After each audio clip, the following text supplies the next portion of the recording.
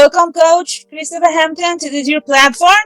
It is a great privilege to have you with us once again.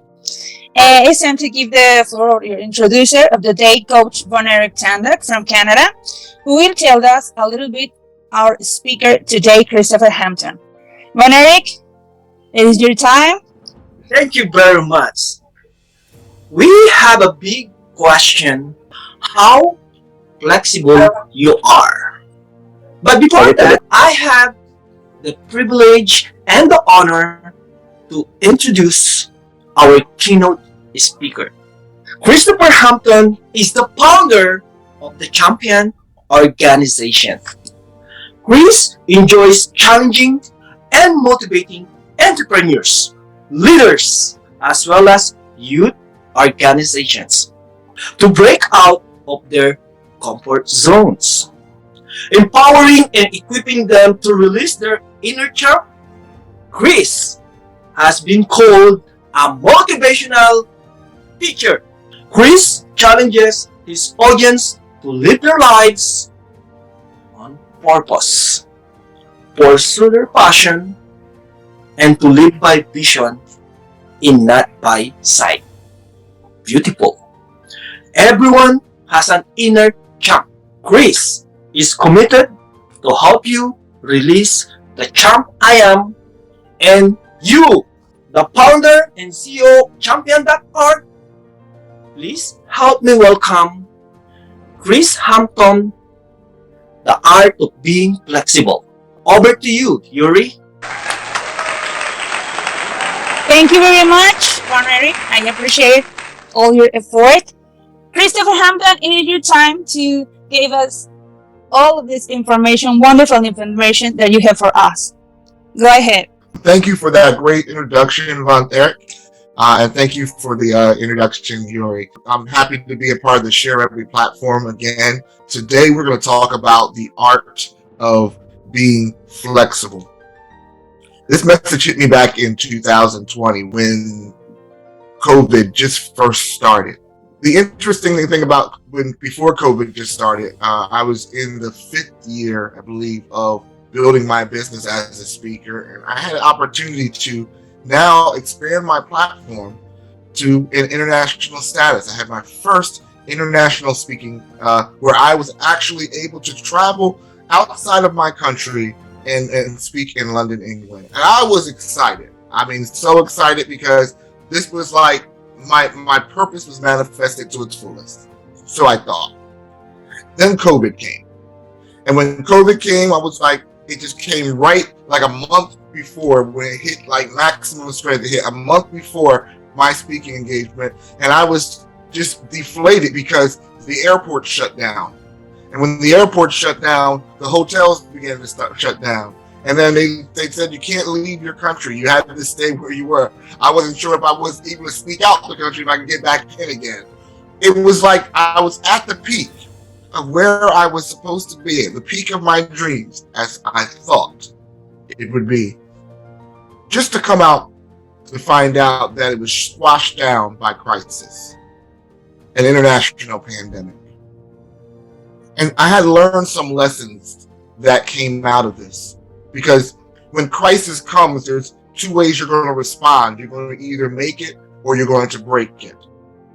And I want you to be a part of the people that when crisis starts to come in your country, in your life, in your family, that you're going to be on the side of make it. Yes, my title is called The Art of Flexibility, being flexible. The art of being flexible.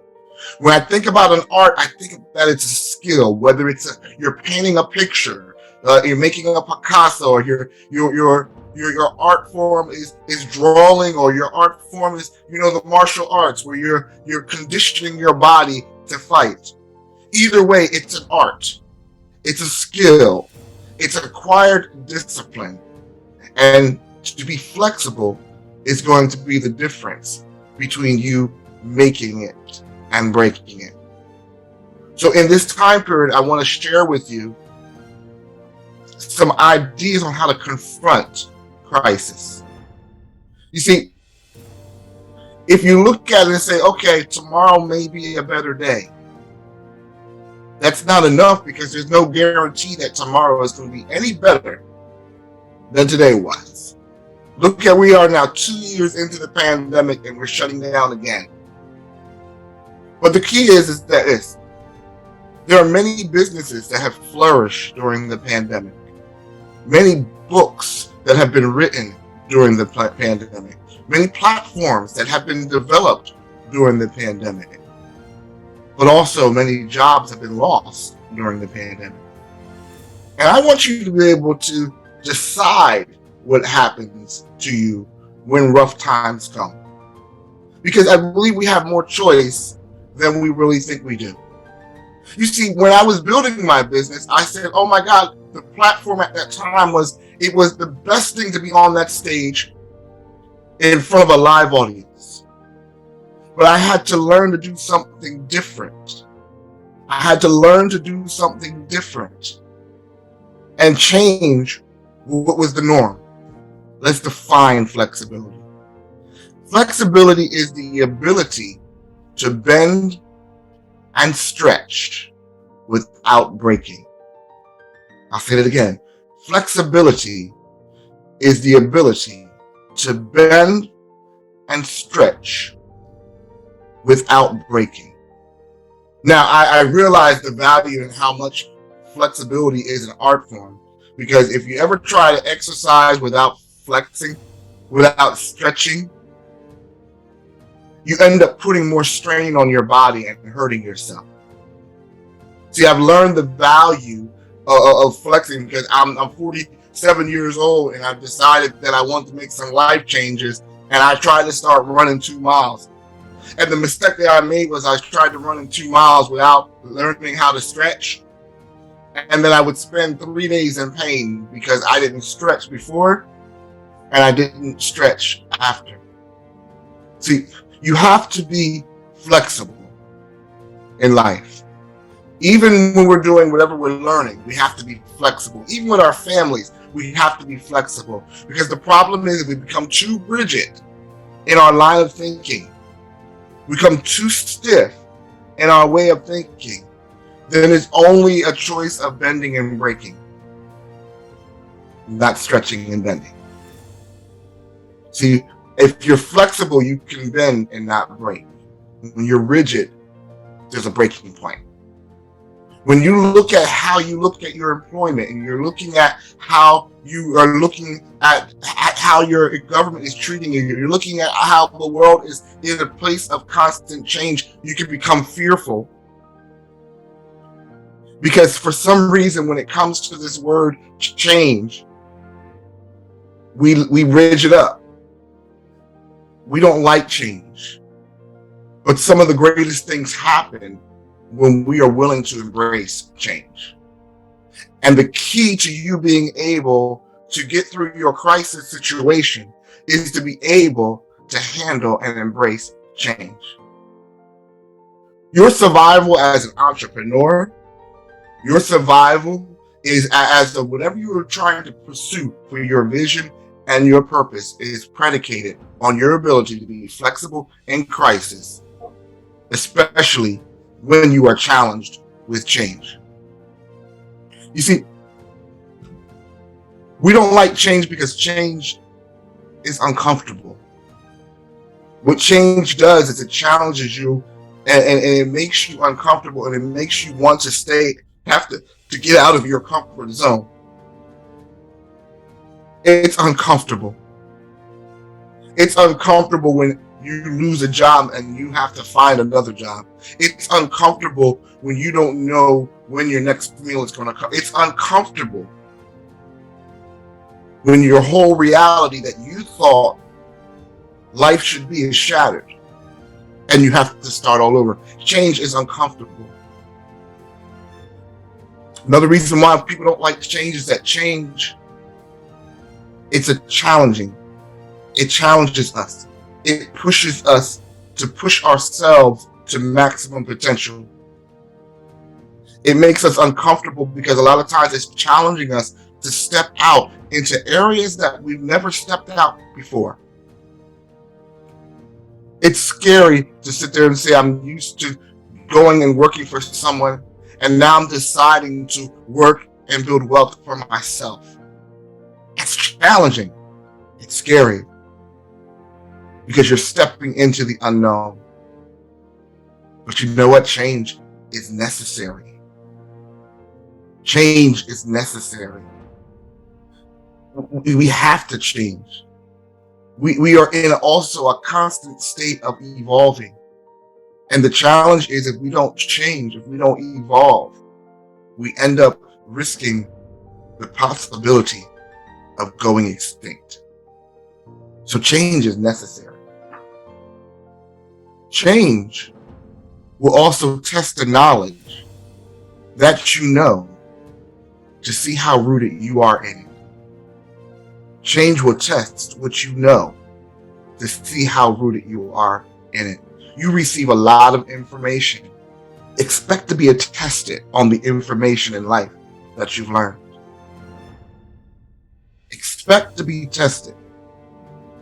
Everything that we've learned, everything that I am today, every move that I have been made today was based off of information and knowledge that was given to me beforehand. And I had to walk it out to make sure it was real to me. You have to be flexible in how you see change. See, change is not negative. And I want you to look at that again. Every time we look at change, we look at it because of all the effects and the instability that is around you. But change is not negative. Change is actually a place of transformation. I'll say that again. Change is not negative, but change is a place of transformation. When you think of metamorphosis, or you think of a transformation, you think of how the caterpillar turns into a butterfly. There is nothing comfortable about that situation where he's wrapping itself into a cocoon and the changes that it's going through in its body. But the transformation that they're becoming is greater than what they were when they were just in that caterpillar state. So although change is uncomfortable, we realize that change is necessary for the transformation. And again, we're going back to why flexibility is important with change. Flexibility doesn't just happen. It's a result of you conditioning yourself. The things that you are doing every day is conditioning. How are you conditioning yourself for your future you? How are you conditioning yourself? What do you do? Do you have an everyday agenda? Are you deliberate in what you do every day, looking at it through the eyes of the future change of your future you? It just doesn't happen.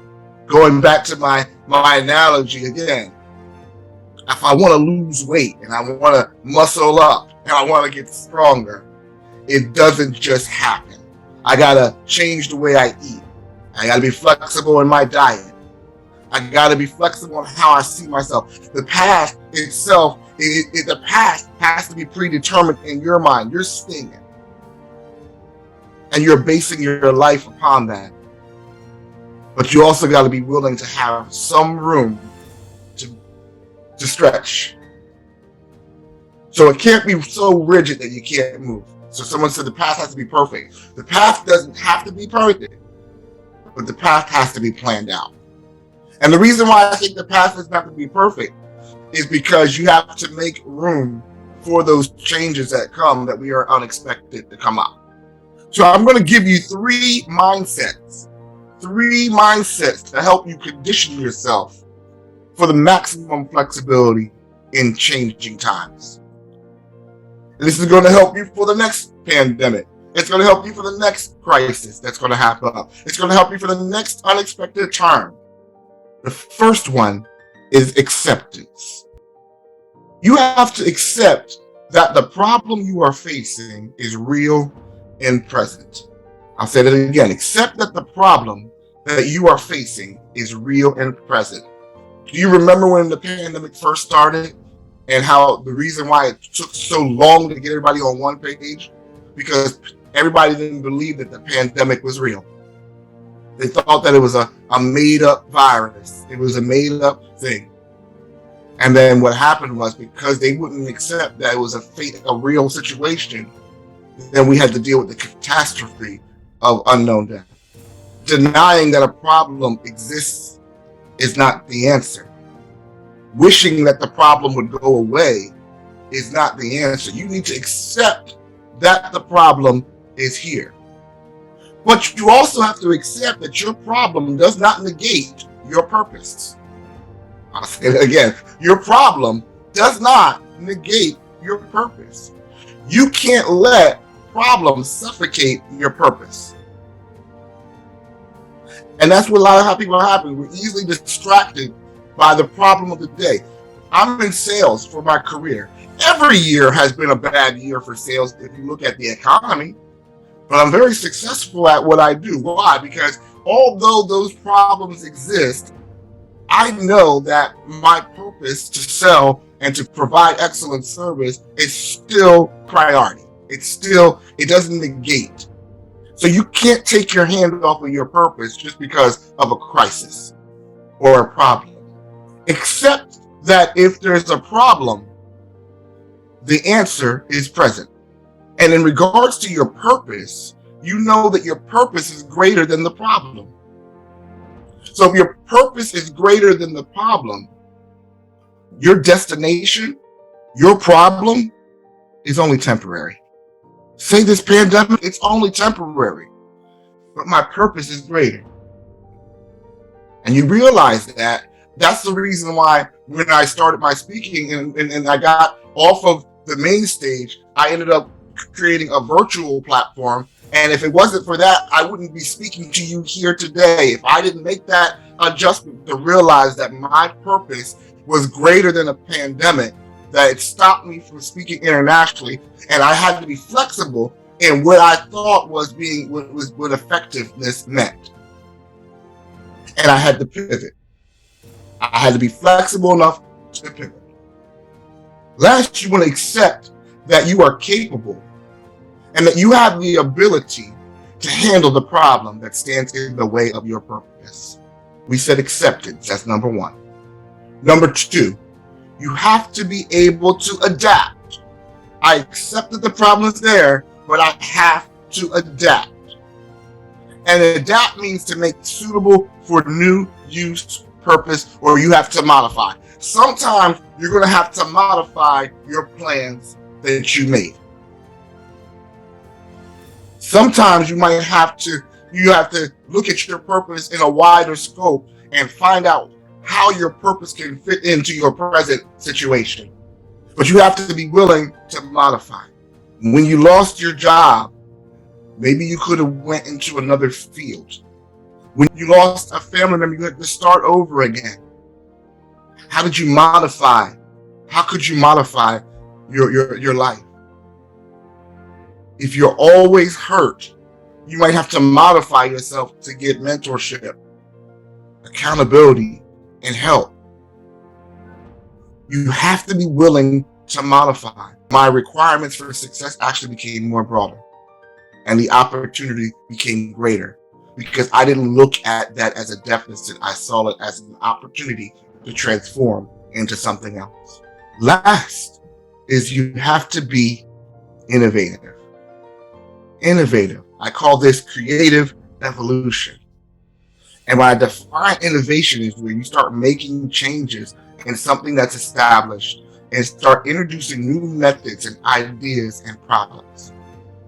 How can this current pandemic become an opportunity for you to improve on something that's already there? How on your current sales job that you are, that you can adjust the sales methods and the trainings for changing times? If you are an educator, how can you now create curriculums, right, that were not there before, but that speak to the changing times? That's innovation. If we choose to stay where we are, if we choose not to evolve, extinction is inevitable. There are companies that were here in the pandemic before that are no longer here today. But there are also industry. You might be able to take your ability to sew, and now you are creating face masks to go across the globe. It's a multi-million-dollar business that was birthed out of tragedy, out of crisis. What can you provide today that wasn't there yesterday that can address the need today? That's innovation. In order for you to do that, you have to be flexible. Everything is not written in stone because life is going to change each day. But I challenge you every day to find a way to condition yourself, to stretch yourself a little bit far. Find out that you end up moving yourself in a way that you never thought you could move before. You're able to make the adjustments and the modifications to do what you need to do to be successful. Thank you for the opportunity of sharing with you, and I hope this was helpful for you. Turn it back in the hands of Yuri. Thank you very much.